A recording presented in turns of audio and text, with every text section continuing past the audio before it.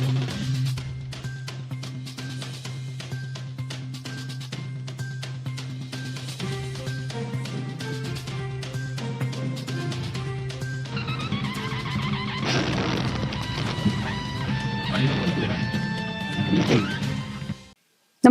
आपण पाहता हिरकणी न्यूज.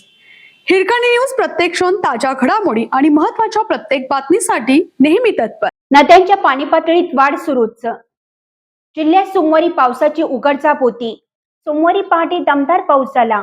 यामुळे अनेक नद्यांवरील बंधारे पाण्याखाली गेले असून पर्यायी मार्गाने वाहतूक सुरू आहे. काही ठिकाणी झाडे उन्मळून पडली असून काही गावात घरांची पडझड झाली आहे. करवीर तालुक्यात गेल्या आठवड्याभरापासून सुरू असलेल्या मुसळधार पावसासह आलेल्या जोरदार वाऱ्याने करवीर तालुक्यात ऊसाच्या पिकाला मोठा फटका बसला. वाढीच्या आणि जोमदार अवस्थेत असलेल्या हजारो एकरावरील ऊस अक्षरशः भुईसपाट झाला असून शेतकऱ्यांवर दुहेरी आर्थिक संकट ओढावलं आहे.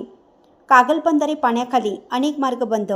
कागल तालुक्यात सतत पडत असलेल्या पावसामुळे जनजीवन विस्कळीत झालं असून अनेक बंधारे तसेच ओढे नाल्यावर पाणी आल्यामुळे रहदारी बंद झाली असून पर्यायी मार्गाचा अवलंब केला जात आहे. बेलवडे खुर्द येथील कृष्णा दत्तात्रय पाटील यांचे घर पडले आहे.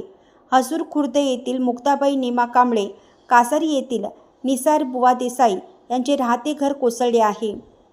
खडकेवाडा येथील कमलाबाई पुंडे सोनके येथील रत्नाकर शामराव तिराळे आणि एकोंडी येथील मोहन शिवाजी उत्तुरे यांच्या घराचे तसेच कंपाऊंडचे पावसाने नुकसान झाले आहे. आजरा साळगाव बंधारा पाण्याखाली. आजरा तालुक्यात मुसळधार पाऊस सुरू असून साळगाव बंधारा पाण्याखाली गेला आहे.